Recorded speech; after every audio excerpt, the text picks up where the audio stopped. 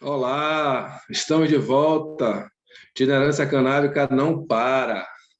Agora, com a doutora Carolina Nossetti, trazendo o tema insights sobre o uso terapêutico da cannabis, uso terapêutico da cannabis no Brasil e no exterior e potenciais terapêuticos da cannabis. Doutora Carolina Nossetti, que é médica e consultora técnica em terapia canabinoide, médica com experiência internacional em consultoria técnica e aplicações clínicas de cannabis, fundadora da International Cannabis Academy, atua com a educação, práticas clínicas e como consultora técnica em projetos nos Estados Unidos, Canadá, Uruguai, Paraguai, Colômbia e Brasil. Doutora Carol, por favor, se apresente e pode iniciar o seu tema quando achar melhor. A tela é sua, a voz é sua e os ouvidos são nossos. Tudo bem? Obrigada, Thiago. Um prazer estar aqui. Agradeço o convite. Acho que quanto mais a gente consegue conversar e trazer informações de profissionais de diferentes áreas, mais a gente vai avançando nesse tema. Bom, como o Thiago mencionou, meu nome é Carolina Nossetti. Deixa eu ver se eu consigo passar aqui. Sou fundadora da Intercan, que é uma empresa de educação em cannabis, e da Interdoc, que é a minha clínica, onde a gente tem um programa terapêutico, não consultas em específico, porque cannabis é muito personalizado e só uma consulta muitas vezes não é suficiente, a gente precisa de um cuidado maior, por isso um programa ao invés de uma consulta. Fiz o meu Revalida nos Estados Unidos, fiquei lá quase 10 anos, e recentemente, alguns meses atrás, eu aceitei um convite para ser a coordenadora internacional da Academia Americana de Medicina Canabinoide. Eu estou ligada a algumas outras associações e entidades. E sempre que posso, ou que eu tenho disponibilidade, eu participo de aulas em pós-graduações. Eu acho que essa parte de educação é extremamente importante e faz parte da minha missão dentro da cannabis, em diferentes áreas, dor, medicina regenerativa, medicina integrativa. E mais recentemente, que eu não coloquei aqui ainda, o curso ainda não foi, mas vai ter um curso agora na Estecamp, na Unicamp. É a primeira vez que eu estou falando isso publicamente. A Unicamp está promovendo um curso de extensão em terapia canabinoide e dor. Eu estou junto com outros professores, são 5 professores no total, e somos liderados pela Cláudia Tambelli, que é uma professora lá na Universidade da Unicamp. E o meu contato, na realidade, com nutracêuticos, antes do nutracêutico cannabis, foi o nutracêutico açaí, foi o meu primeiro pezinho. Nutracêuticos são alimentos com potencial terapêutico, e sendo o açaí com alto potencial antioxidante e alguns componentes que fazem muito bem à saúde. Eu trabalhava com exportação de açaí, tanto no desenvolvimento de produtos quanto na exportação, dando suporte à população ribeirinha na ilha de Marajó. Era uma viagem bem longa de Belém, eram 12 horas, começava numa xalanga e terminava num bote assim, que tinha 2 pessoas remando. Foi uma experiência muito impactante de trazer controle de qualidade, sendo liderado o controle pela Universidade Federal, lá em Belém, para a população ali perto da ilha de Marajó, que fazia o cultivo do açaí. E trabalhando junto com essa Universidade Federal para facilitar o acesso nos Estados Unidos dos extratos de açaí. Eu fui para os Estados Unidos logo depois, né, da minha graduação, 3, 4 meses depois, E nesses 10 anos, boa parte desses 10 anos foi estudando para o Revalida. Aí estava um dos momentos mais intensos do Revalida, onde chegou uma hora que eu estava estudando 14, 15 horas por dia e eu não conseguia mais comer e dormir como eu deveria. Eu tentei algumas medicações, até que eu fui prescrita Zolpidem, que acho que é o Stilnox ou Pax aqui no Brasil. E foi realmente muito bom, mas foi tão bom que eu fiquei com medo de ficar dependente química desse produto. E eu acabei não usando a segunda vez. Mas eu ainda estava precisando de uma solução.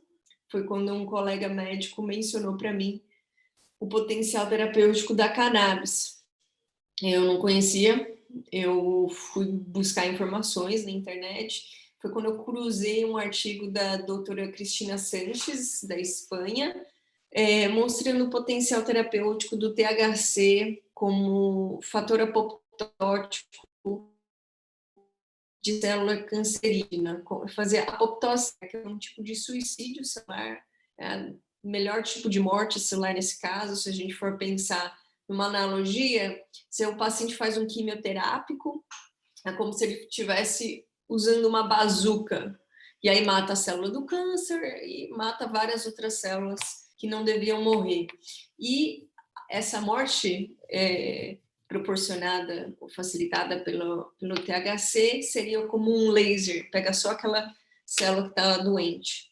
E foi o que me permitiu entender não só que a gente tinha esse potencial no câncer, né, no tratamento do câncer em si, mas o tratamento de potencial no tratamento de várias outras condições, que eu vou falar algumas delas daqui a pouco. Mas não só isso, me fez descobrir que a gente tem um sistema endocannabinoide, que eu vou falar também já um pouquinho mais sobre isso. E eu estava buscando soluções, como é que eu vou... Porque primeiro eu não entendia por que as pessoas não estavam na rua, por que a gente não tinha isso nas lojas. É uma planta tão antiga e tão segura, eu não entendia por que é que a gente não tinha acesso a ela de forma facilitada, né? Eram alguns estados só naquela época, isso 2012, quando eu comecei a estudar cannabis, e realmente não fazia muito sentido. E aí eu vi que tinha todo um desafio, por exemplo, as embalagens eram muito direcionadas para o uso recreativo, para o uso adulto. E eu percebi que ninguém falava com os médicos, que os médicos estavam sendo negligenciados nesse cuidado, ninguém estava falando com eles. Então eu resolvi colocar a mão na massa e fazer um produto direcionado para o médico. Foi o primeiro produto médico na Califórnia, foi o primeiro produto high-end na Califórnia. Isso 2015 foi o lançamento, 2014 foi o planejamento, 2015 foi o lançamento dessa marca, que foi a ON, Organic Holistic Medicine, e eram trufas ayurvédicas, que tinham tanto uma linha com cannabis quanto uma linha sem cannabis, por questões de marketing, cannabis não podia ser divulgado, então era mais fácil fazer sem cannabis essa divulgação. E aí cada um tinha uma intenção, uma para acordar, uma para dormir, uma para melhorar a criatividade, tinha sazonais, enfim, cada um tinha seus componentes com intenção de algo. Então, por exemplo, essa aqui, a Meta Bomb, era para aumentar o metabolismo, dava muita energia. Tinha extrato de açaí, pomegranates, que é o romã, pouquinho de café, de espresso, café que eram esses... Porque a intenção era ter uma terapia saudável. Então, era tudo feito à mão, tudo orgânico, não tinha glúten, não tinha derivados do leite ou derivados. E aqui o marketing a gente fazia, tinha uma caixinha toda feita à mão em Los Angeles, e alguém entregar, tinha toda uma estrutura. E foi interessante que a gente fez algumas parcerias bem legais na linha sem cannabis, que ajudou a gente a promover a linha com cannabis. Uma delas foi com a Tequila Patrón, então era chocolate com tequila. bem interessante. Outro foi com o Jägermeister, que é uma marca de licor bem famosa lá nos Estados Unidos. Então era Jägermeister com chocolate. Eu, pessoalmente, não gosto do gosto do Jägermeister at all, assim, eu não gosto, mas com chocolate ficou muito bom. E a gente foi convidado para participar do Gifting Suites do MTV Awards em 2016, foi bem legal essa experiência também. E aí eu acabei voltando para o Brasil, porque alguém pegou meu telefone, eu ficava pendurado o dia inteiro no telefone, porque o desafio dos médicos aqui do Brasil era achar o produto certo e a dose certa, e isso era algo que eu fazia no meu dia a dia nos Estados Unidos. E eu percebi que se aqui não tivesse uma lei, a gente não ia conseguir sair do lugar. Se não tivesse educação, a gente não ia conseguir sair do lugar. E eu comecei a dar apoio na parte regulatória. A senadora Mara Gabrilli me chamou para compor uma mesa na Comissão de Direitos Humanos no Senado. Depois eu comecei a dar suporte na Comissão Especial de Medicamentos Formulados com Cannabis. Depois a bancada ruralista também me convidou e foi uma grande honra participar de todos esses eventos, também na Lesp, que na realidade, enquanto a gente não tiver uma regulamentação muito bem organizada, a gente não vai conseguir sair do lugar. E por que a gente está falando sobre isso? Porque tem gente sofrendo à toa. Porque tem uma indústria farmacêutica que não tem interesse em fazer isso, porque eles não conseguem patentear. O Brasil é o país que mais consome Rivotril do mundo, principalmente agora na pandemia. Isso se intensificou. E o Brasil e os Estados Unidos são os países que têm mais pessoas ansiosas do mundo, sem o Brasil ganhando bem pouquinho, mas ganhando dos Estados Unidos nessa. E se a gente olhar aqui, se a gente considerar só os casos refratários de algumas das principais indicações ou potenciais terapêuticos, né, doenças ou condições que tenham que podem ter seus sintomas ou sinais aliviados pelo uso da cannabis, só os casos refratários a gente tem quase 11 milhões de pacientes que poderiam ser beneficiados. Na realidade é muito mais que isso, mas só se a gente considerar esses, tá? Se a gente considerar os doentes os pacientes com dor crônica, se a gente considerar os pacientes com dor crônica, são 77 milhões de pacientes no Brasil que poderiam ser beneficiados. E aqui um pouquinho da história da cannabis. A gente pensar que são mais de 5 mil anos de história, considerando aqui, inicialmente, o imperador amarelo, Shen Nung, que já incluía aqui na farmacopeia chinesa o uso da cannabis em dor, artrite, malária e demência senil. E aí fica esse questionamento, né? Se está sendo utilizada desde 2700 a.C., teria algum papel essa planta no cuidado de pacientes com dor crônicas?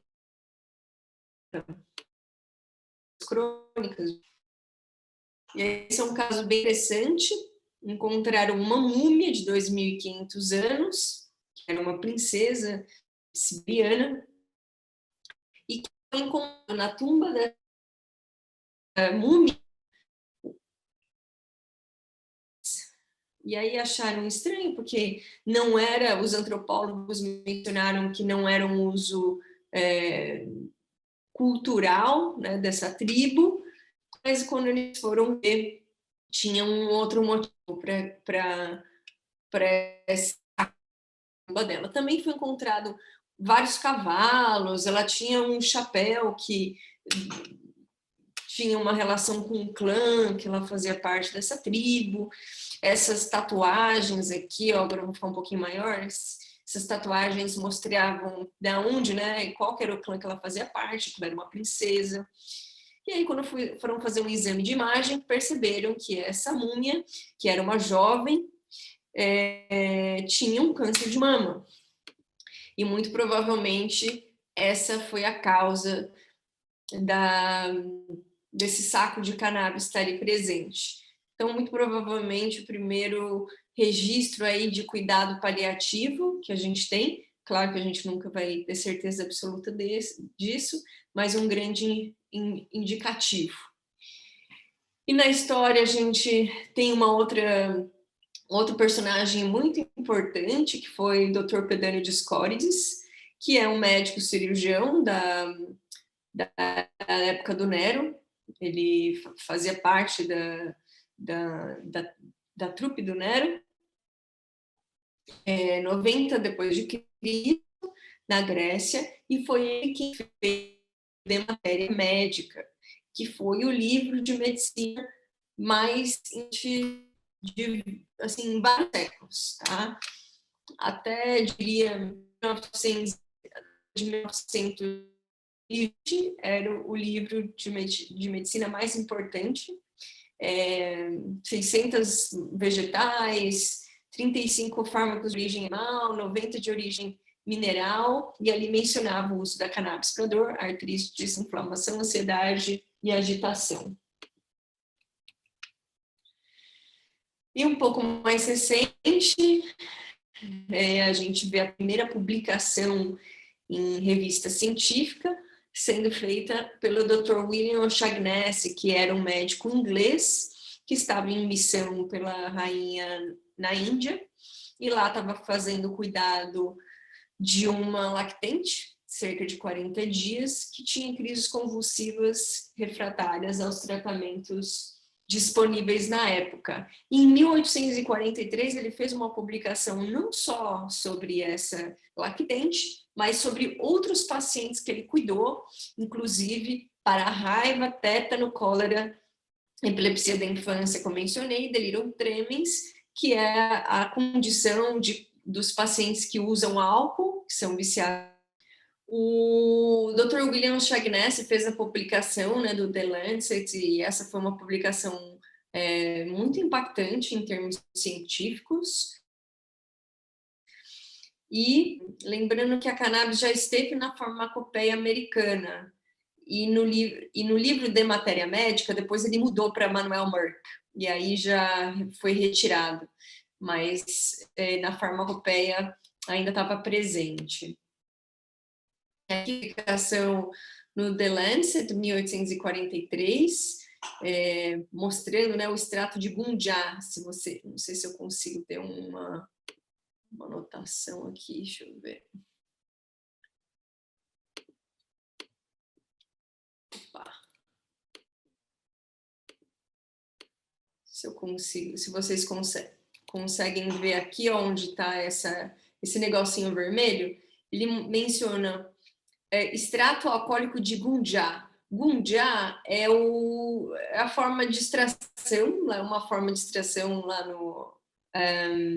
na Índia, como ainda hoje, se vocês forem para a Índia, ainda vocês conseguem ver na rua, eles colocam vários copinhos assim, aqueles copinhos de requeijão, e foi esse o extrato que eles usaram. E em 1937 houve a proibição, que foi uma proibição financeira e política, não foi no melhor interesse do paciente. A Associação Médica Americana foi contra essa proibição.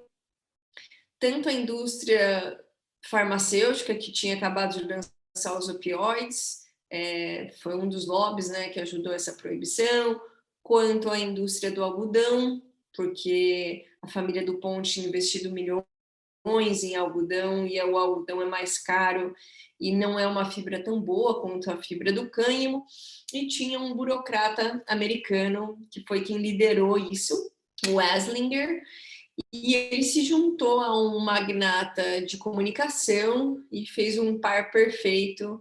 Ele era um racista e ele já perseguia negros e mexicanos na época, mas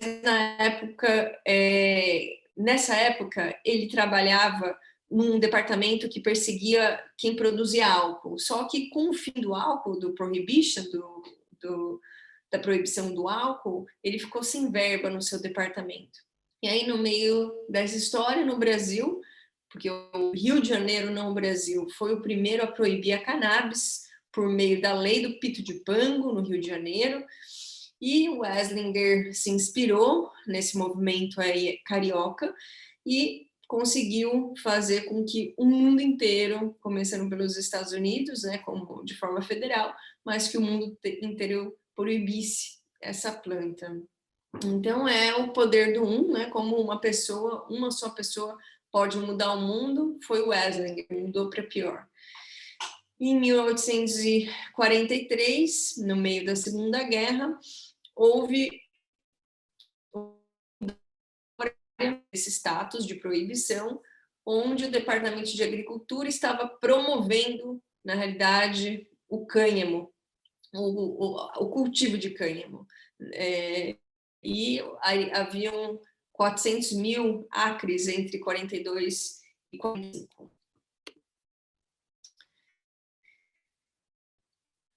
E uma parte importante da história foi o Dr. Rafael Mishulam, que é um búlgaro radicado em Israel. Ele não descobriu, tá, essas moléculas, não foi ele, mas ele reorganizou a fórmula estava errada, e quem descobriu essas moléculas antes do Rafael Mishulam não tinha feito o isolamento de forma escalonável. E quando você não consegue repetir as coisas que você faz em ciência, é muito difícil de se promover isso. Mas o Rafael Mishulam pegou essa molécula e refez a fórmula de isolar essas moléculas, e hoje é o maior cientista do mundo nessa área. Eu tive o prazer e a honra de conhecê-lo numa das minhas viagens para Israel. Ele trabalha até hoje, tem um monte de pesquisador que está lá com ele no dia a dia e ainda fazendo muitas descobertas. E o nosso professor Elisaldo Carlini, grande perda que tivemos no ano passado, muitos anos de história, e um dos mais importantes feitos do professor Carlini foi, junto com o professor Rafael Mishulam, fazer o primeiro estudo clínico relacionado a cannabis, que aqui em 1980, né, que foi feito a administração crônica de canabidiol para voluntários sadios e pacientes com epilepsia. Então, desde a década de 80, a gente já sabe que funciona, que tem um potencial terapêutico em epilepsia, e hoje temos 0 produtos de cannabis registrados para esse fim na Anvisa. A gente tem um medicamento registrado para espasticidade da esclerose múltipla, e a gente tem um produto derivado de cannabis, que não tem uma indicação específica, mas que pode ser usado para epilepsia, ele só não é registrado para esse fim específico. Lembrando que o cânhamo é uma definição técnica, todo cânhamo é cannabis, nem toda cannabis é cânhamo. A definição técnica de cânhamo é qualquer cannabis com até 0,2 ou 3% ou 1%, dependendo de onde você está. Se for nos Estados Unidos é 0,3%, se for aqui no Brasil 0,2%, bom, depende de onde a gente lê. Na Europa, a Organização Mundial de Saúde usa 0,2 também, mas de qualquer forma é muito complicada essa determinação, essa denominação, porque se você deixa uma planta de cânhamo alguns dias a mais no solo, ela sai de 0,2, 0,3 e vai para 1 rápido. Então, é muito complicado essa definição técnica, mas essa é a definição. Passou de 0,3 nos Estados Unidos, você já não é mais cânhamo. E são mais de 25 mil produtos que podem ser feitos dessa planta. De combustível a partes de carro, passando aí por shampoo, papel, enfim, muitos materiais, comida. Aqui alguns dos materiais, a semente é muito rica em fibras. Agora falando um pouquinho no mundo, né? Começando aqui pelos Estados Unidos, pelo Farm Bill, teve duas partes, o Farm Bill 2014 e 2018, foi liderado pelos republicanos dos Estados Unidos, que compraram algumas terras que faziam cultivo de cannabis em Kentucky, então não foram os democratas, e conseguiram finalmente fazer com que a cannabis fosse uma commodity. Por isso que ela é vendida na Amazon, por isso que ela é vendida em qualquer supermercado nos Estados Unidos, porque lá não é uma terapia em si, é uma commodity. Como commodity, não precisa de uma aprovação do FDA para funcionar. Apesar de que, se você está manipulando, você precisa de um stamp do FDA para o laboratório, mas não para o produto em si. E aí a gente vê alguns dos desafios cognitivos da regulamentação americana. Inicialmente aqui, dada entrada no escritório de patentes americana, 1989, mostrando aqui, ó, quem fez foi o Departamento de Saúde e Serviços Humanos nos Estados Unidos, então é uma patente inicialmente governamental, e que aqui menciona os canabinoides como antioxidantes neuroprotetores, e dão nomes aos bois, aqui eles mencionam assim.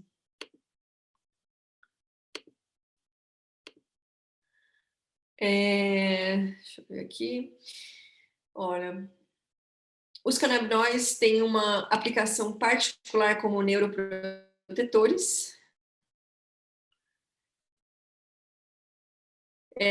limitando o dano neurológico seguido de insultos isquêmicos como o AVC ou trauma e doenças neurodegenerativas, como doença de Alzheimer, doença de Parkinson e demência do HIV. Eu acho que essa é uma das partes, para mim, mais impactantes disso, é saber que o próprio governo americano admite o uso, o potencial, né, dos canabinoides nessas doenças.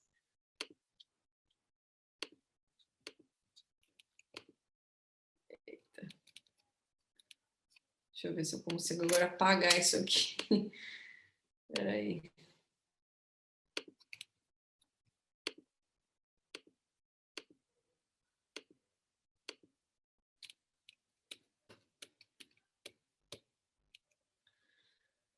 Vamos lá.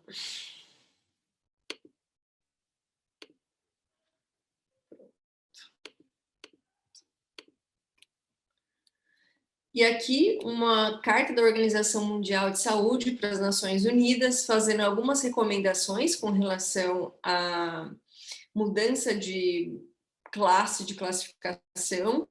E aqui a sugestão é que preparações contendo CBD e não mais do que 0,2% de THC não devem ter controle internacional. Então, são seguras o suficiente para não ter um controle internacional.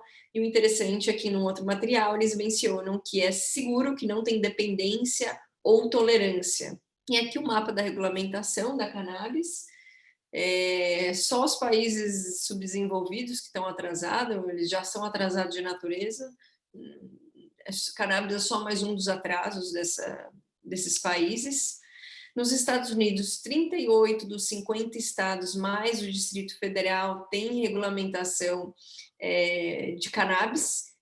Assim, isso rico em THC também, tá? Porque o rico em CBD é federalmente permitido.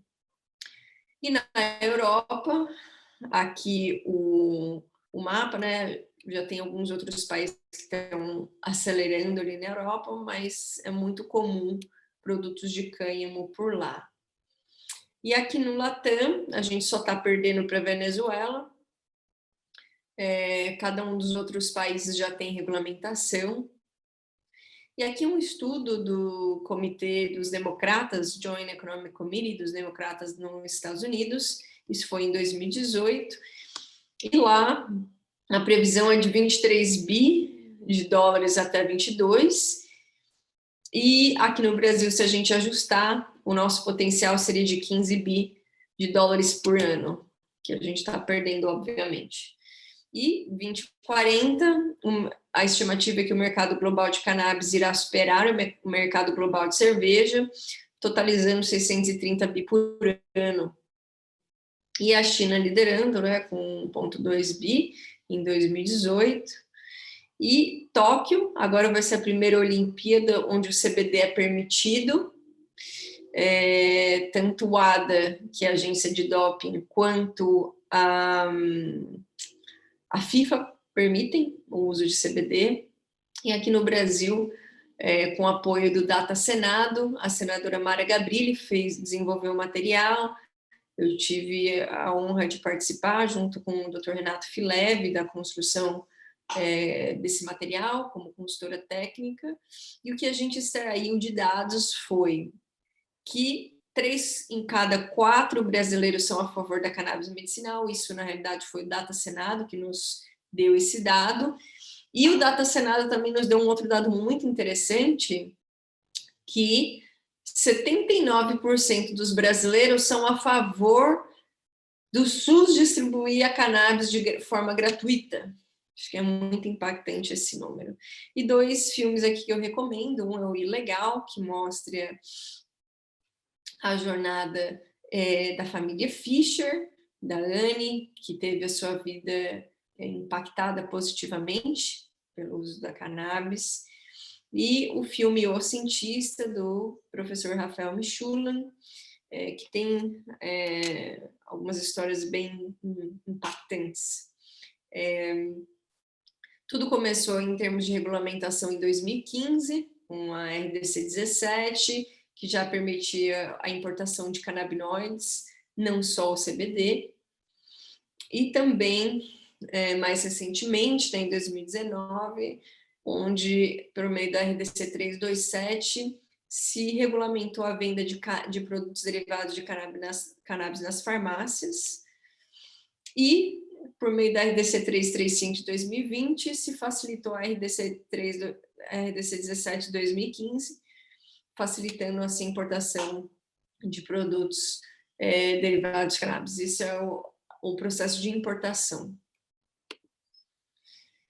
E hoje 85% das autorizações são para epilepsia, autismo, doença de Alzheimer, Parkinson, esclerose múltipla, câncer e dor crônica neuropática. Mais 18 mil pacientes já tiveram a autorização concedida, mais de 18 mil pacientes tiveram esse benefício, nem todos compraram, a gente não sabe. A Anvisa também tem esse dado. E a gente não tem dados atualizados dos números de médico. Então, provavelmente muito mais de 15 mil. E aí, aos poucos, esse assento não existe. Não sei por que deve ter sido algum corretor. Mas hoje, a gente já consegue ver, por exemplo, é muito importante, estudantes do mundo inteiro usam esse livro, e já está lá no capítulo 18, o sistema endocannabinoide. Um pouquinho da planta, não tem mais divisão entre sativa e a índica, a ruderalis não tem função nenhuma além de mato. O hemp vem da sativa, a taxonomia é muito complexa e não existe um acordo, não existem grupos diversos de cientistas que acordem com relação à taxonomia. Existem plantas sativa, com dominância sativa ou dominância índica, e aí a índica tem algumas características específicas, a sativa é mais alta, a sativa tem folhas mais fininhas, a índica é mais robusta, a planta, que se vocês verem à esquerda, e a folha à direita mais larga, mas não existe mais uma sativa pura, uma índica pura. O canho vem da sativa, da esquerda aqui, mas também tem plantas sativas com alto teor de THC. Então, tanto com alto teor de CBD ou com alto teor, né? Porque precisa de muita planta para juntar, na realidade. a quantidade de CBD para fazer um produto. Mas tem plantas com alto teor de THC e tem plantas que não têm um alto teor de THC, vamos dizer assim, para separar as duas. E aí, a gente faz uma diferenciação entre até 0,3 e mais do que 0,3. Até 0,3 tem essa questão de commodity mesmo, mas que também tem um potencial nutracêutico e farmacológico. E a cannabis com mais de 0,3 é muito mais para fins nutracêuticos e farmacológicos, porque é uma planta cara para se usar como commodity. E aí, um dos usos. Aqui uma flor, nem tão assustadora assim. E algumas das partes dessa flor.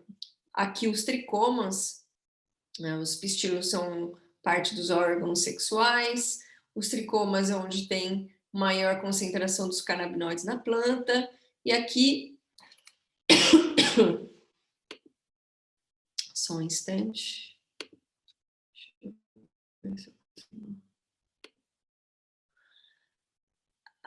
Aqui, ó. Aqui a planta masculina, aqui embaixo, né, nessa setinha. E aqui a planta feminina, onde eu estou mostrando a seta. A planta feminina dá para ver que é robusta, que tem muitos tricomas, e a planta masculina, não. Então, descobriu-se no processo que plantas femininas sexualmente frustradas cresciam mais. Descobriram sem querer, uma hora um cultivar tinha colocado uma planta separada e viu que ela dava muito mais flores, e aí chegou a essa conclusão, que as plantas femininas que são sexualmente frustradas produzem mais flor. E nos Estados Unidos hoje, qualquer um que for em cultivos, nos Estados Unidos vai ver que se eles acham um macho no meio do cultivo, é uma correria, saem correndo, tira o macho, joga o macho fora para não polinizar. Tá, próximo aqui. E aí as três classes principais são os fitocannabinoides, o CBD, o canabidiol e o THC, o tetrahidrocannabinol são os mais conhecidos, mas tem mais de 120 já documentados. Os terpenos são os óleos essenciais, que têm potencial terapêutico, assim como os flavonoides, que dão a cor e o sabor aos alimentos. E há diferentes tipos de canabinoides, os endocannabinoides que produzimos no nosso corpo, os fito que vêm da planta, os canabinoides sintéticos e os isolados. E a gente está falando da planta, mas na realidade, quem é a estrela desse conjunto tudo de coisas que a gente falou é o sistema endocannabinoide. É ele que modula os outros sistemas e ele visa a homeostase do sistema, de outros sistemas fisiológicos. Então, é a gente considerar o nosso corpo como uma banda. Então, a gente pode pensar que o violino é o sistema imunológico, que a bateria é o sistema neurológico, e que tem um maestro, essa banda lá na frente, dizendo mais sistema imune, menos sistema neurológico, e esse é o sistema endocannabinoide, é o maestro dessa banda, visando aí o equilíbrio ou homeostase de todos os nossos outros sistemas fisiológicos. Então, se a gente considerar que as doenças são o desequilíbrio do corpo, a gente tem um sistema que reequilibre ou que preze o reequilíbrio do corpo, é algo muito impactante. E lembrar que o sistema endocannabinoide precede a planta muitos milhares de anos. Então, a hidra, por exemplo, tem 600 milhões de anos, e a hidra não tem um sistema nervoso central. Então, esses bracinhos da hidra para comer, a comunicação era feita pelo sistema endocannabinoide. A planta veio muitos milhões de anos depois e os humanos muito tempo depois. E tem algumas funções básicas dos canabinoides, de novo aqui sem acento: relaxar, comer, dormir, esquecer e proteger, mas muito mais que isso, né? Porque não é só no comer, é o apetite, não é só relaxar, é o estimular também. Não é só esquecer, é melhorar a memória. Então, a gente precisa rever alguns desses conceitos. Mas o sistema endocannabinoide é um mecanismo de comunicação intercelular que modula a transmissão de neurotransmissores e citocinas, que são moléculas de comunicação, no sentido de promover a homeostasia. E aí, alguns dos efeitos periféricos da regulação desse sistema, então, a manipulação desse sistema, que é o pulo do gato, esse sistema está envolvido com regulação metabólica, do apetite, sistema de recompensa, crescimento ósseo, entre outros. Já falamos aqui desse sistema. E falando um pouquinho agora da parte da semântica. Tem vários nomes dessa planta, né, como está aqui do lado. Cannabis, marihuana. Marihuana e maconha são termos bem pejorativos usados. Hemp e cânhamo são definições técnicas da planta. Então, a planta é cannabis, tá? Cada um vai chamar do que prefere, mas no livro se chama cannabis. Já se tem uma carga tão negativa que, às vezes, se a gente não orienta o paciente, dependendo de como ele fala isso dentro de casa, dos vizinhos, a gente acaba criando um desconforto ainda maior. Então, eu acho que vale a pena essa sensibilidade semântica, mas, de novo, cada um toma uma decisão sobre como quer chamar as coisas. E aqui do outro lado, alguns dos usos, né? Medicinal, social, recreativo, uso adulto, religioso, enfim, isso aqui é meio complicado. Vou dar um exemplo mostrando por que isso aqui é complicado. Imagina um executivo de uma empresa, tem 10 mil funcionários, chega em casa estressado, cansado, e aí senta no sofá, ele ia tomar um Rivotril, mas ele decide tomar um copo de uísque. Fazer um cowboy copo cheio de uísque, toma. Aí eu pergunto, esse é um álcool medicinal? Esse é um álcool social? Esse é um álcool de uso adulto? Quem sabe? Ninguém sabe. Mas coisa é cannabis, a planta é uma só. Tem uma planta que seja só medicinal, uma planta só uso adulto. Mesmo que você não quiser, ela é medicinal. Por isso, do pleonasmo e da semântica incorreta da gente falar cannabis medicinal. Porque toda cannabis é medicinal. Mesmo se a pessoa está usando para uso espiritual, espiritualístico, ritualístico, religioso, até o uso adulto. Querendo ou não querendo, aquilo ali vai ter um impacto terapêutico. Querendo ou não querendo. Então, eu acho que é importante a gente ter essa sensibilidade de que a planta é uma só e a gente não vai conseguir colocá-la em caixinhas. A gente pode até tentar e falar, olha, a pessoa está querendo fazer um uso adulto, e aí a gente lida com isso de uma outra forma. Ah, não, a pessoa está querendo fazer um uso religioso, a gente lida com isso de outra forma. Agora, a planta é uma só, não tem como a gente fazer isso. Agora, por que eu estou gastando esse tempo todo num slide que se chama semântica?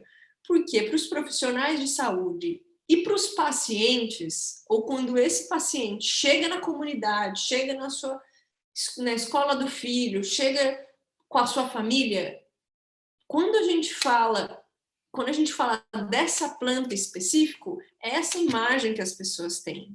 É uma imagem negativa. É uma imagem que alguém para fazer o uso adulto, tudo bem. Agora, se é uma criança, isso traz uma dificuldade na comunicação com os professores na escola, com os familiares, com o tiozão no domingo, e isso muitas vezes traz um desafio a mais para essa família. E a gente está querendo mudar para ter essa imagem na cabeça das pessoas. Lembrando que o sistema endocannabinoide é um sistema chave-fechadura, que tem enzimas de síntese que constroem blocos de degradação que destroem esses bloquinhos, sendo os receptores CB1 e CB2 as fechaduras mais conhecidas, há outras, e as chaves que produzimos no nosso corpo, que são a anandamida e o 2-AG, e existem outras chaves ou outros endocannabinoides que a gente produz. Nos receptores, a gente tem uma maior concentração desses receptores CB1 no sistema nervoso central, em órgãos vitais, e dos receptores CB2, uma concentração maior em células do sistema imunológico. E aqui o potencial terapêutico em doenças crônicas, alguns, né, dos alívios ou melhoras. Um aqui é o alívio da dor, náusea, ansiedade, depressão, melhora do sono, cicatrização e apetite. E melhora do apetite depende, melhora do sono também, tá? Melhora do apetite pode ser aumento ou diminuição do apetite. E do sono a mesma coisa, às vezes a pessoa está cansada, então o sono pode ser mais sono ou menos sono, dependendo da planta que você utiliza. E aqui um estudo bem impactante de pesquisadores brasileiros, onde foi feito um estudo observacional de 18 pacientes dentro do espectro autista, com uso de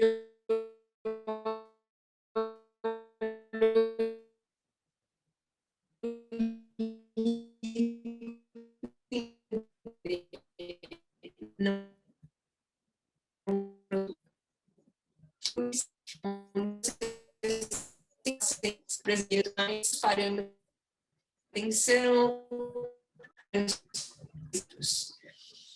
E aqui um estudo que levou ao registro dos Estados Unidos.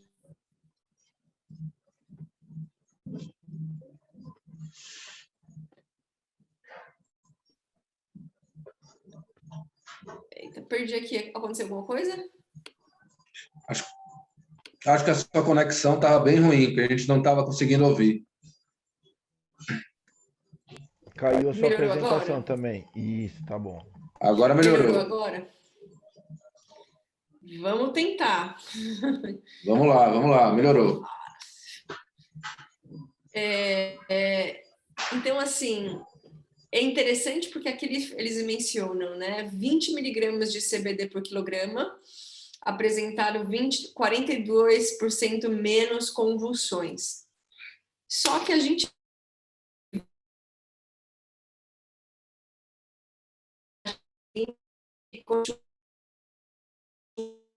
usa produtos isso aqui, depende, entre 1 e 4 miligramas por quilo, dependendo do produto. Aqui um estudo mostrando o potencial do canabidiol como antidepressivo e ansiolítico. Aqui alguns dos estudos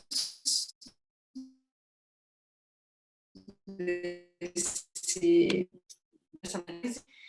E aqui também um estudo na Revista Brasileira de Psiquiatria, mostrando que o canabidiol, um componente da cannabis, tem um potencial ansiolítico.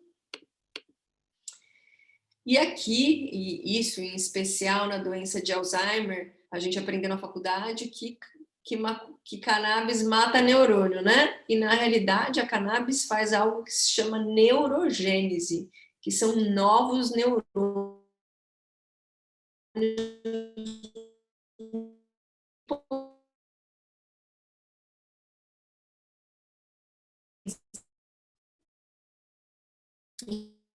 e reduz a inflamação, que é uma das bases do doente, e promove neurogênese no hipocampo. E aqui mencionando a mesma coisa, neurogênese, diminuição da inflamação. Aqui a mesma coisa, retirada, os receptores CB2 estimulam, a ativação dos receptores CB2 estimulam a remoção pelos macrófagos, que é um tipo de célula que come lixo, vamos dizer assim, dentro do nosso corpo. Então, essa célula macrófago retira as placas beta-amiloides, que é a base aí da doença de Alzheimer.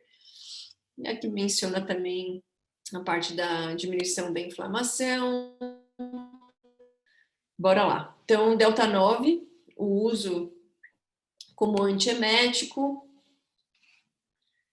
Aqui, a cannabis como substituto de agentes farmacológicos para dor, ansiedade e sono. Aqui do lado direito, a gente vê porcentagem de redução dos compostos. Então, se for muito, é o verde, e se for um pouco, é o laranja. Mas olha a quantidade de que se reduziu no total dos opioides, das medicações para ansiedade, para o sono, como antidepressivo. E aqui mostrando que a cannabis, na realidade, é uma droga de saída. Aqui é um estudo muito impactante que mostra que nos estados onde havia né, em 2014, leis de cannabis medicinais, houve 25% a menos de morte por overdose de opioide. E aqui mais um estudo sobre dor. Aqui também a cannabis como um substituto de opioide, e aqui foi o paciente que foi respondendo as perguntas, e aqui se fala se ele concorda muito, ou se ele discorda, e aqui a pergunta do começo é: você foi capaz de diminuir a dose de opioide? Entre pacientes que concordam e concordam fortemente, 97% reportou diminuição do uso de opioide.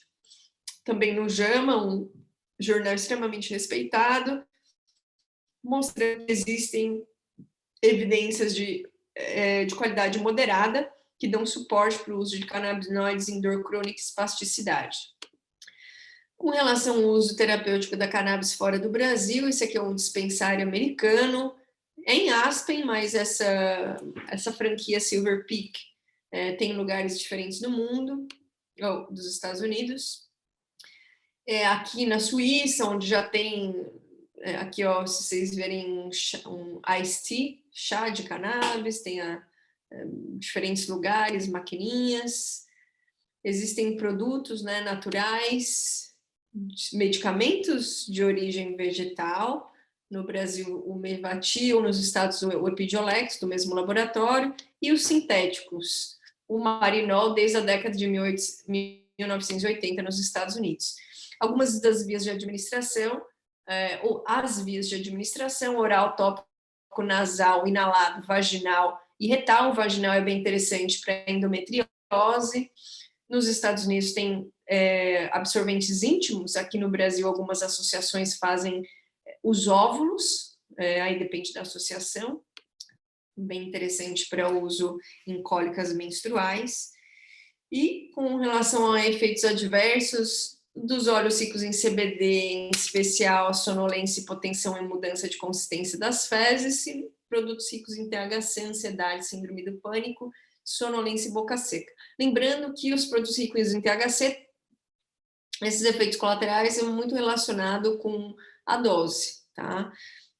E atenção com o uso de anticoagulantes e benzodiazepínicos, não é uma contraindicação, só tem estudo em animais, tá? Tem um estudo só em animais, mostrando que os canabinoides podem impactar, né, na cascata de coagulação, mas isso não foi provado em humanos. E com relação ao acesso, a gente tem alguns tipos de acesso, primeiro por meio da RDC 24 de 2011, que é a que permite acesso a medicamentos específicos de cannabis na farmácia. Então, por exemplo, o Sativex, ele é registrado dentro da RDC. A gente tem a RDC 327 de 2019, que permite o acesso a produtos derivados de cannabis na farmácia. A gente só tem um produto hoje por meio dessa RDC. A RDC 335 de 2020, que facilita o acesso a produtos importados por meio da autorização da Anvisa. Existe acesso por meio de associação de pacientes. Tem duas que têm proteção legal, mas tem dezenas que fazem produtos de qualidade. Também é possível judicializar tanto a Secretaria de Saúde quanto os seguradoras de saúde, e o habeas corpus, que é uma medida legal que traz um direito, né, que sedimenta um direito. Existe o direito à saúde e bem-estar na Constituição, então todo mundo tem o direito de cobrar o seu direito na justiça. E mais de 200 pacientes já conseguiram isso. E aqui são meus contatos, meu Instagram, onde tem também um dossiê do PL 399 de 2015. aqui um colega nosso que está também com a gente, que é o Eric Amazonas. Fizemos esse dossiê do PL 399 juntos, e eu convido todos a apoiarem o PL, que somente por meio de uma lei a gente vai conseguir sair do lugar. Então, desculpe aí os desafios de internet, mas um prazer estar aqui com vocês e estou aberta a perguntas. Obrigada, viu, Thiago, pelo convite. Obrigado a você, querida. E quem disse que seria fácil? Ninguém disse. É verdade. Nunca foi fácil, né? Doutora Carolina Nossetti, com insights sobre usos terapêuticos da cannabis, usos no Brasil e no exterior, trazendo aí uma inundação de informação, atualização, né? Produtos, como a gente poderia estar, né? Se as coisas andassem de forma mais rápida, né? Se esse preconceito estrutural não prevalecesse, esse negacionismo à ciência não prevalecesse. Nós estamos abrindo agora para a rodada de perguntas. Por favor, escrevam na caixa de perguntas ou podem aparecer, né? Abram a sua tela e façam a pergunta através do nosso áudio, que a doutora Carolina responde, e eu vou abrir a jornada de perguntas, Carol. O que você acha assim, que foi mais difícil para conseguir convencer, né? Dentro desse todo o processo da PL 399, que passou na Câmara, mas está com a possibilidade de voltar, né? Não sei se já se confirmou, mas de ter conseguido aprovado com um voto de diferença, né? Uma PL que eu acredito que estava descrito de forma bem clara no que se refere ao uso medicinal, uso terapêutico. Talvez não seria o PL dos nossos sonhos, mas que significa um avanço no que se trata de regulamentação, né, em torno da cannabis. Traz um pouco para a gente da sua história em torno do PL, né? E como foi toda essa jornada para conseguir a aprovação lá na Câmara, seu envolvimento com os deputados. Sim. O meu envolvimento começou um pouquinho antes do PL, que foi lá no Senado, né? Quando a gente começou as discussões na Comissão de Direitos Humanos do Senado. Acho que esse foi um passo anterior que acabou sedimentando a movimentação do PL 399. Foram 15 meses de discussão.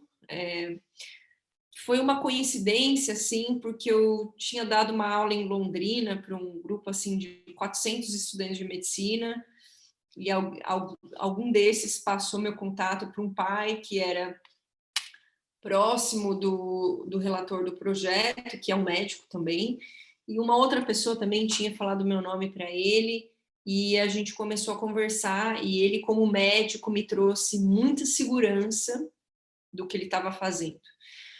O Luciano Dutti, deputado, além de médico, ele é político, foi prefeito de Curitiba, e eu vi a seriedade que ele estava levando esse tema e buscando o caminho do meio. Ele entendeu que o ideal não era possível, mas ele sabia qual que era o ideal. E ele até apoiava o ideal, na realidade, ele ainda apoia, mas ele tinha essa consciência política de entender o que dava para fazer no passo 1. E já se preparando para um passo 2, sempre na busca do que seria melhor para todo mundo, mas trazendo a realidade dos fatos, né, de que o ideal não seria possível no primeiro momento. Também conheci o Paulo Teixeira nesse início das discussões, esses 15 meses do PL, também uma pessoa muito séria. Ele pegou a bandeira e levantou mesmo, como todos nós aqui, com muita garra e determinação, e também querendo buscar o caminho do meio, sem extremismos. Isso que eu percebi, que todo mundo estava querendo achar um caminho do meio, querendo trazer as oposições, enfim, querendo trazer todo mundo para próximo para essa discussão. Então, foram 15 meses de muito trabalho, de muita pesquisa, de muita dedicação, muitas discussões, foram várias audiências. Eu acho que eu participei de umas 3 audiências só da comissão, fora centenas de conversas que teve, porque a intenção era ver de lados diferentes. Lado do advogado, lado do médico, lado do cientista, lado do empresário, lado dos políticos. E estava rodando muito bem, estava tudo indo muito bem, até a gente tinha, assim, muito voto positivo, né, para o sim, muito mais para o sim do que para o não. Só que no final dessa jornada, alguma coisa mudou, que foi o Osmar Terra. Ele começou, assim, um monte de fake news. Aí teve o Garcia também falando um monte de fake news. E aí, de uma hora para outra, perto da votação, tudo mudou. Metade da comissão mudou. Daquilo ali eu já comecei a falar assim, gente, como assim? É normal isso? Eu pensei, não, mudar um monte de gente assim não é normal. Aí eu comecei a ver, aí é o estômago, né? Você fala, cara, como esse negócio é muito injusto. Não é injusto, porque justiça depende do olho de quem está olhando, né? Mas não é adequado. Como assim muda todo mundo? Aí eu vi que tinha todo um deve para o outro, que deve para o outro, e aí eu fui em alguns escritórios de lobby, porque eu não tinha esse conhecimento. Quando eu comecei a fazer advocacy, era muito roots, assim, vai, fala com um, fala com o outro. E assim, eu fazia consultoria para quem precisasse, não fico escolhendo, precisa todo mundo ser educado.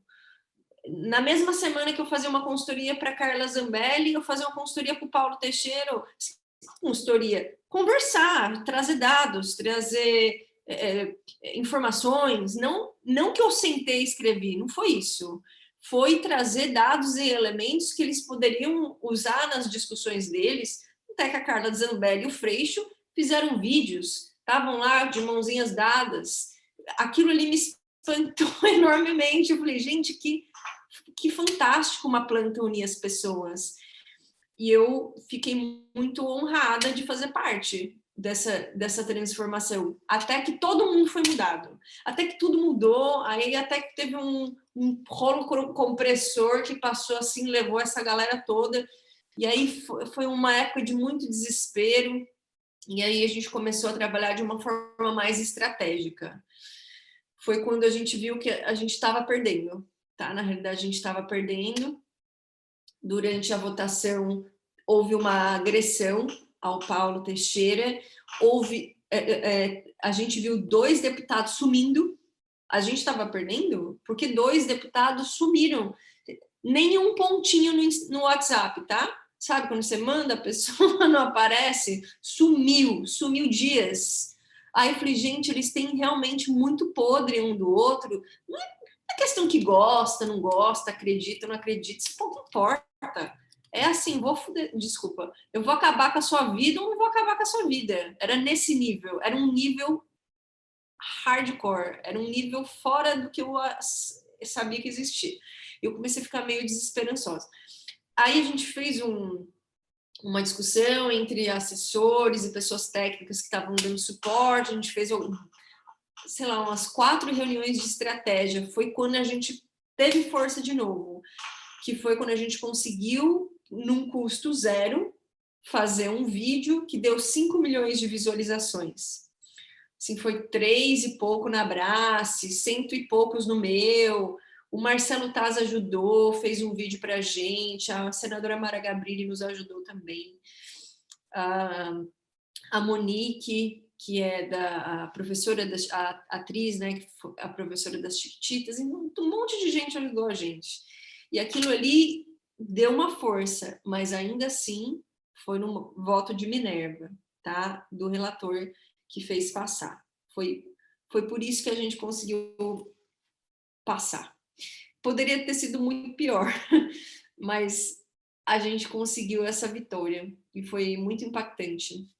E aí, agora, o rito, né, a tramitação normal é passar pelo plenário, porque foi apresentado uma carta, enfim, não lembro o nome do termo jurídico para essa carta, mas essa carta poderia ter ido para o Senado, tá?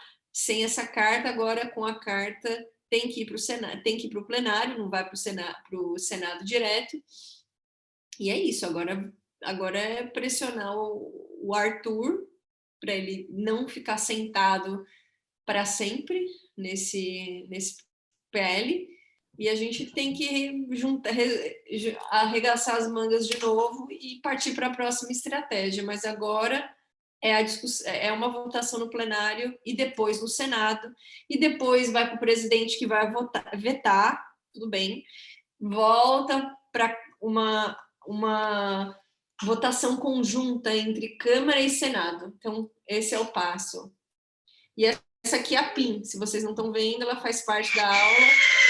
Ela estava aqui rodando no começo, que eu estava toda hora assim, que ela estava fazendo uma festa aqui. Mas essa... Bom, a luta continua. O Derek quer fazer uma pergunta? Sim. Derek, pode ficar à vontade.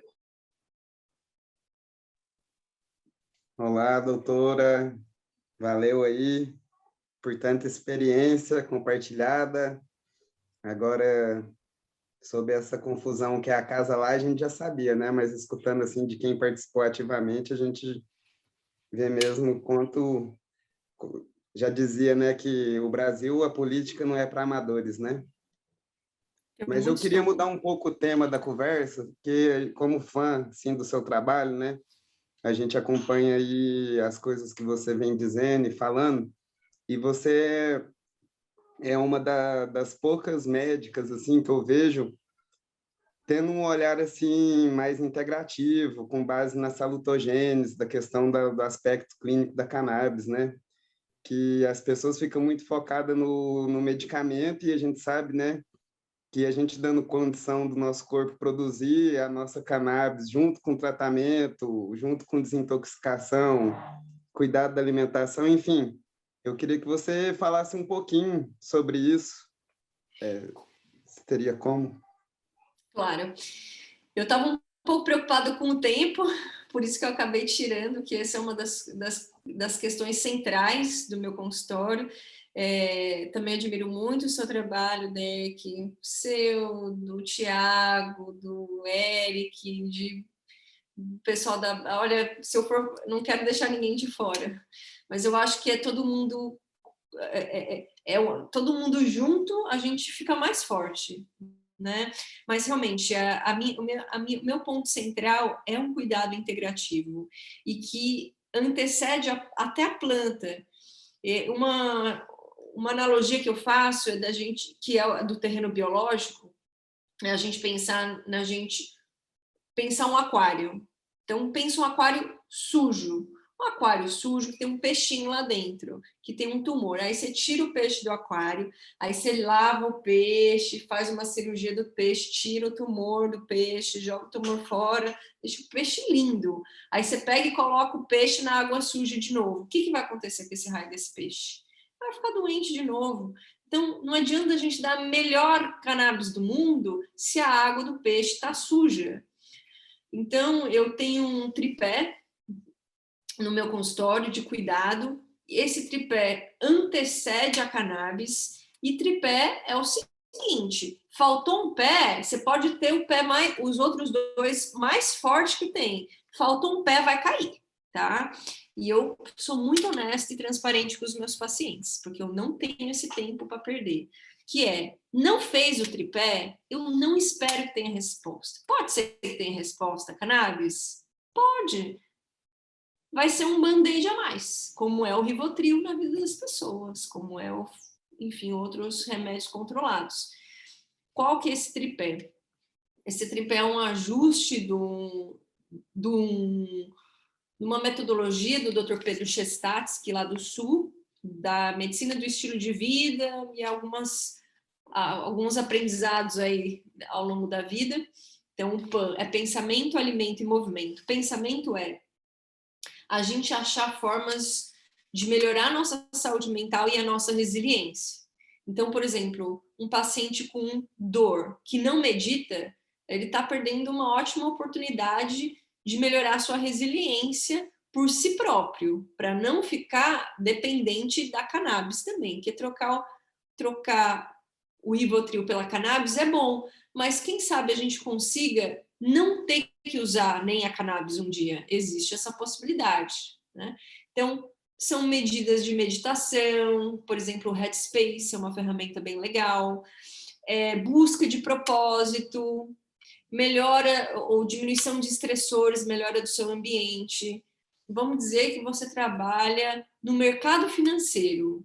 Aquilo ali é uma vibe, gente, muito negativa para muitas pessoas. Adianta a melhor cannabis se a pessoa está num ambiente que não é legal, que a pessoa não... que é um comendo o outro, assim, no sentido de prejudicar? Poxa, não vai adiantar a cannabis. Se o seu estressor não for retirado da jogada, aquilo ali vai ficar ruim para sempre. Não adianta. Então, são ferramentas para melhora da resiliência e melhora da saúde mental do paciente de uma maneira geral. Tá, esse é o P. O A de alimentação. Retirada, substituição de alimentos inflamatórios. Quais são os alimentos inflamatórios? Leite e derivados. Não somos bezerros. Não temos as enzimas do bezerro. Nem a vaca tem a enzima do bezerro. Se você tem dor e você está tomando leite, comendo glúten, que é um outro alimento inflamatório, e você está achando que você vai melhorar da sua dor, você está muito enganado. Talvez você dê uma sorte que a cannabis resolva. Que bom que deu esse milagre aí para você. Mas eu não espero. Nem comendo leite e derivados, nem glúten, nem açúcar e adoçante, nem embutido, presunto, salame, e nem industrializados. Por quê? Porque tem corante e tem preservantes ali que fazem inflamação no corpo da gente. A gente não sabe, que eles nem sempre colocam na embalagem. Então, tem que substituir. Leite, tem um monte de curso aí na internet de leite vegano, leite de castanha de caju, leite de semente de girassol. Tudo isso tem receita online. Glúten, tem pão sem glúten, tem tapioca que não tem glúten, tem massa sem glúten. Então, tem os substitutos. Açúcar e adoçante, uma opção que tem um índice glicêmico legal é o agave, calda de agave. Tâmara também. E aí eu entendo que tem que ter um recorte social, no sentido de que tem gente que não consegue comprar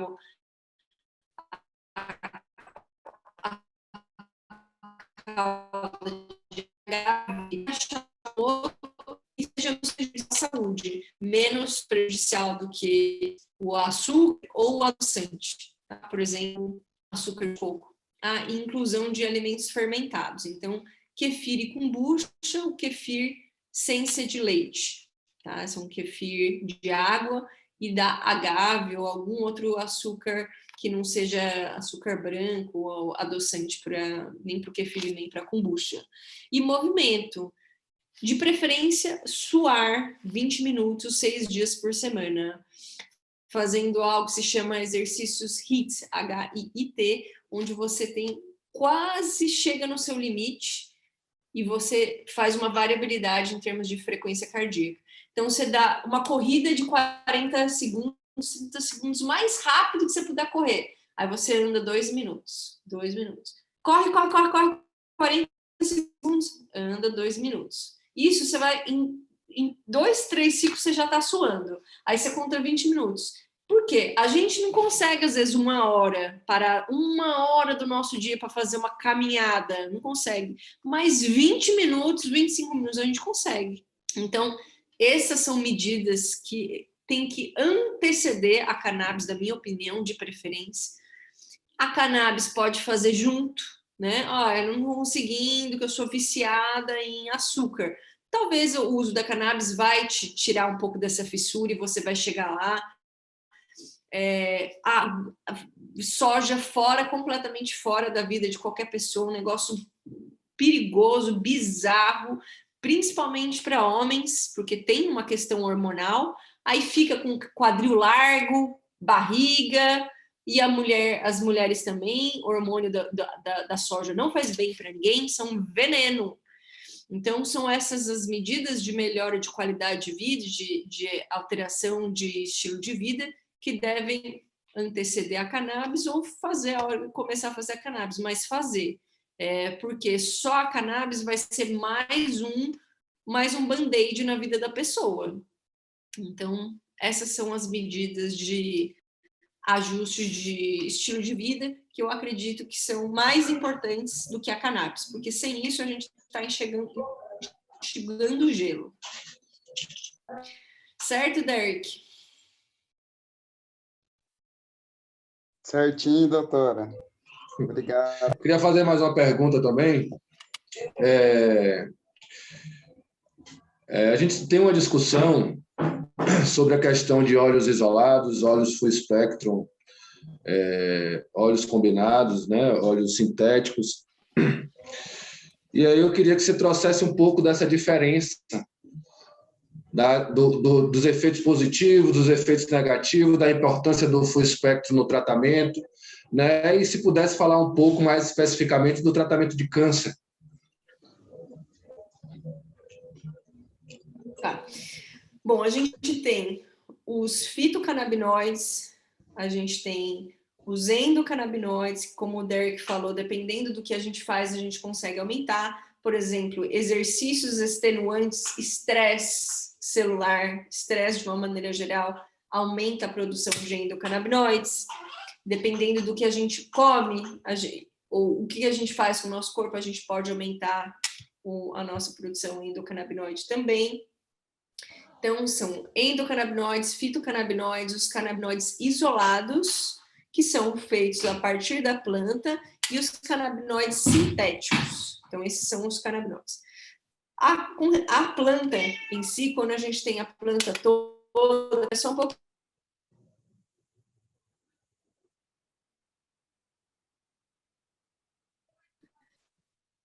Desculpa, o gato.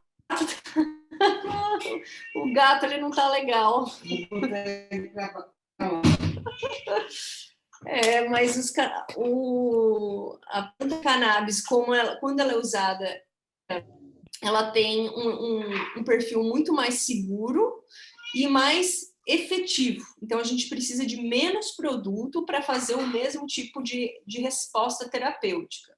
Então, para que a gente vai se expor? Né? Essa é a primeira pergunta. Se a gente tem uma planta que tem todos os componentes como veio da natureza, e a gente já sabe, por A mais B, que é mais seguro e tem menos efeitos colaterais, eu não entendo por que é que a gente ia ir na direção de uma planta, de um produto isolado. Pode ser que, por exemplo, seja um atleta, pode ser que seja um paciente que tenha sensibilidade a outros componentes dessa planta e que realmente não vale a pena usar a planta toda, tá? Por alguma questão, mas isso é a minoria da minoria.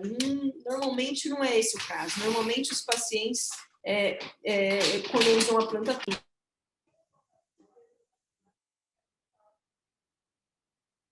Fechou o áudio de novo.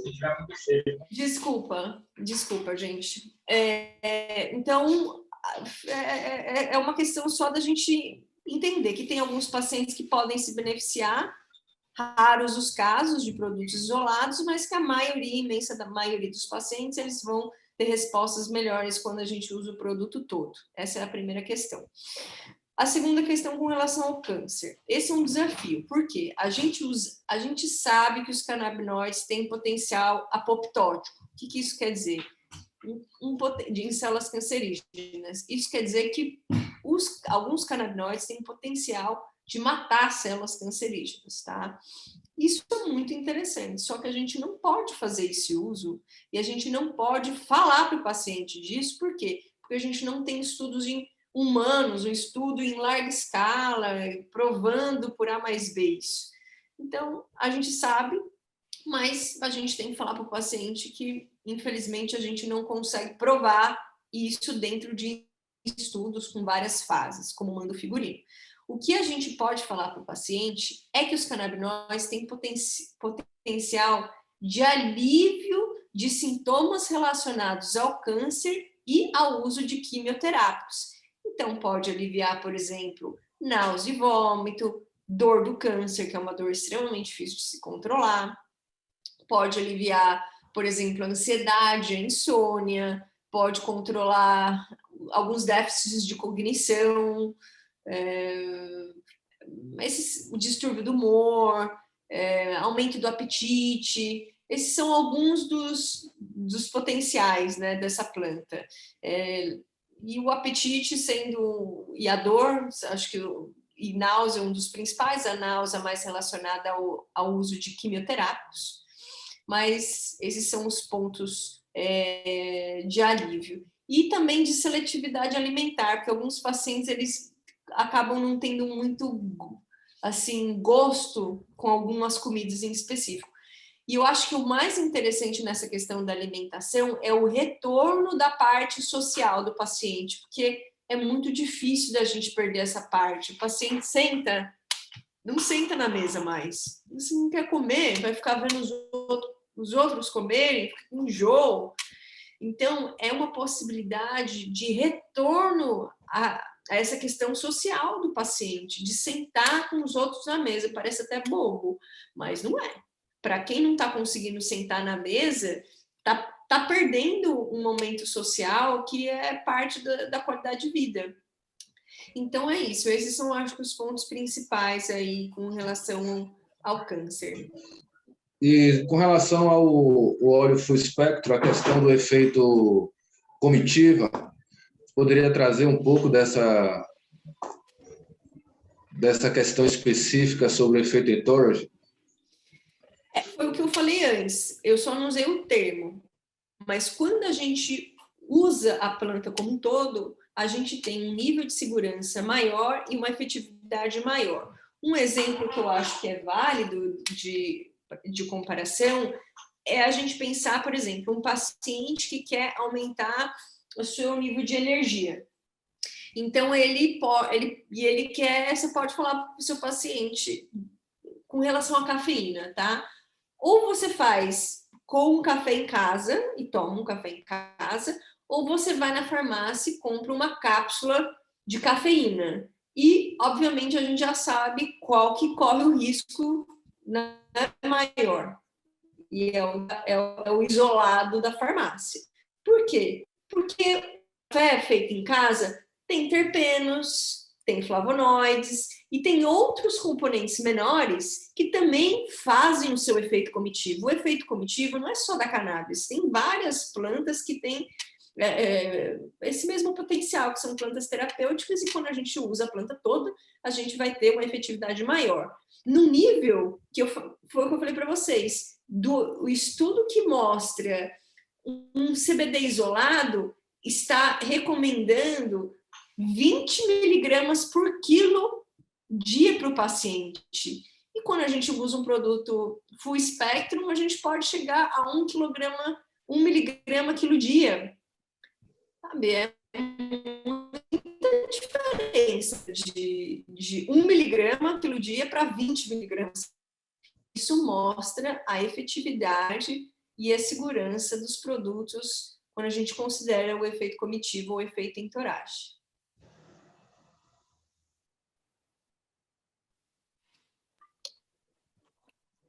Então, pessoal, alguém gostaria de fazer alguma pergunta para a doutora Carolina?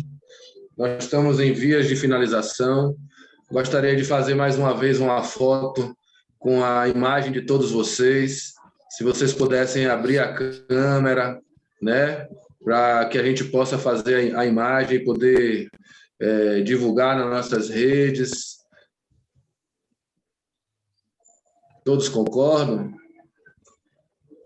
Salve, Demetrios. Salve, Marcelo. Obrigado.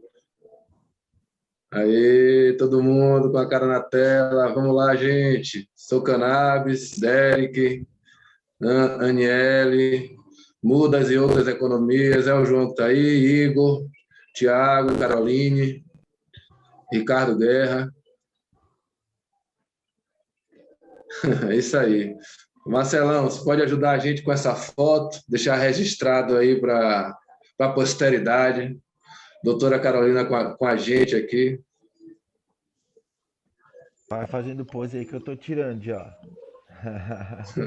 Todo mundo dando risada, falando cannabis. Falando. Aproveita para Xixi! mandar aquele fora Bolsonaro, aquelas coisas tudo, Fora né? Bolsonaro. Internet. Necessário. Legal. Legal, tirei aqui umas 3, 4, gente. Muito obrigado, doutora. Foi Tá, incrível. Nossa, joia. tem que rever esse dela, né? Porque, poxa, quanta coisa. Muito obrigado. Espetacular, né? Doutora Carolina, Obrigada. muito obrigado pela parceria, muito obrigado por estar aqui com a gente, disponibilizando todo o seu conhecimento, toda a sua experiência, né? Estamos muito felizes aqui com a sua contribuição. Acho que é um marco assim para o Sou Cannabis, para o evento de itinerância.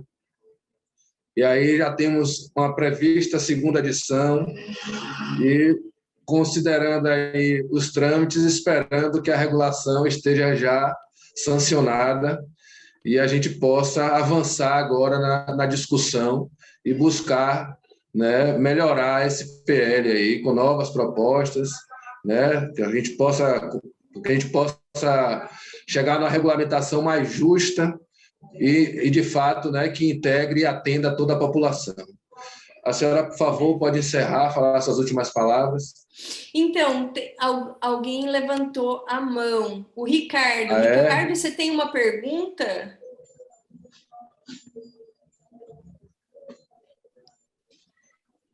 Ricardo Guerra, não sei se você me escuta. Enquanto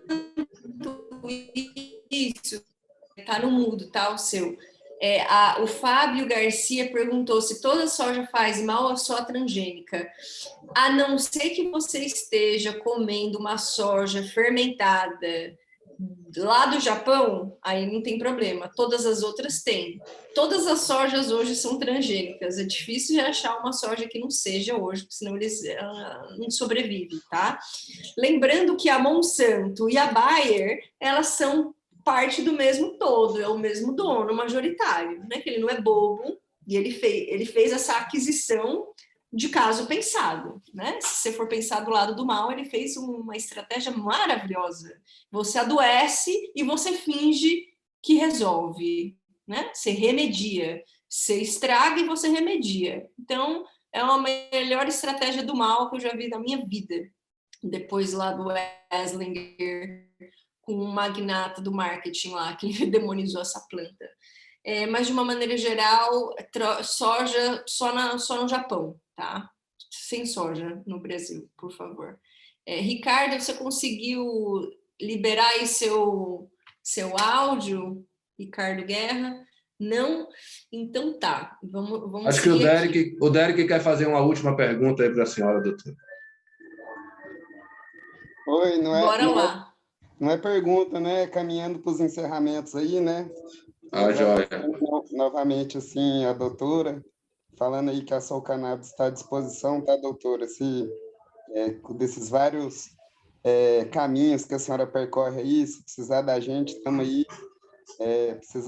Parceria para pesquisa, para qualquer coisa, tá? Conta com a gente.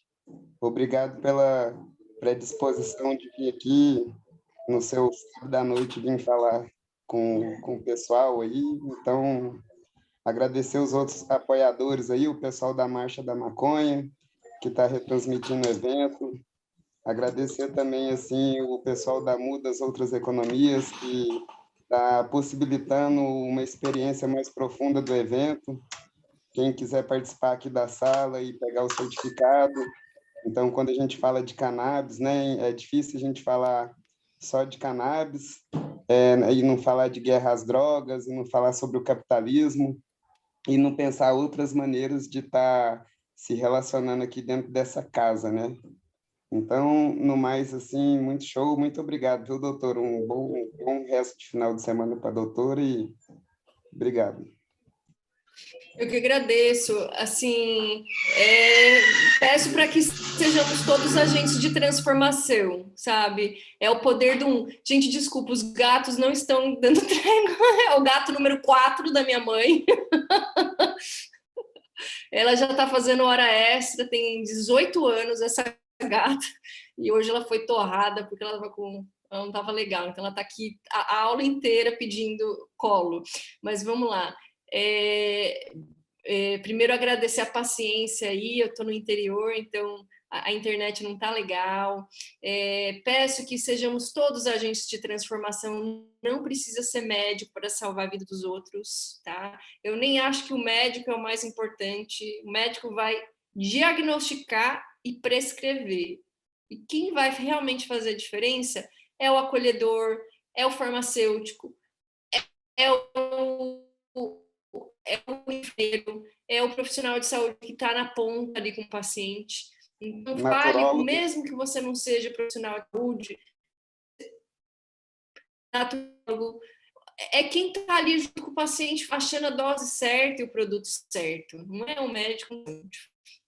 Então, inspire outros, fale no Uber, fale na farmácia, fale na padaria, fale com o tiozão do domingo, fale com todo mundo, que é só assim que a gente vai mudar. Então, peço aqui que sejamos todos esse agente de mudança. Como Eslinger, uma pessoa mudou a vida do mundo, a gente é um monte, não é possível, gente, que a gente junta aqui, a gente não vence o Eslinger, né? Então, eu só peço isso. Agradeço aí a atenção e a paciência aí na internet e nos gatos que não pararam a apresentação toda, eles estão rodando aqui. Obrigada, viu, gente? Você está no mudo, Thiago. Opa, obrigado você, Carol, gatinha linda aí. Muito obrigado pela contribuição, muito obrigado pela parceria, muito obrigado por apoiar as associações. E estamos juntos aí, somos todos agentes de transformação. Estendendo, conforme o Derek falou, né? Sou Cannabis está à disposição, itinerância Obrigada. Também. Tá? Precisando da gente, estamos aí. Obrigada, gente. Boa tarde. Uma coisa, essa gata aqui, eu falando que ela está fazendo hora extra, que ela teve um câncer. Ela teve um câncer, até uma orelhinha dela, ela é muito canábica. Ela é muito canábica. Ela estava com um tumor aqui nas costas enorme. O veterinário falou assim que ela tinha 3 meses de vida, faz uns 5 anos mais ou menos, e ela está bem viva até agora. Então, tá todo mundo da minha avó com 98 anos aqui usando, ela tá ali em cima. Aos gatinhos. Ai, tem um outro gatinho ali, que lindo. Então não é só para humanos, não. É para pets também. Tá linda a gatinha aí também. Tchau, tchau, gente. Tchau, tchau, Carol. Muito obrigado. Obrigado a todos aí pela participação.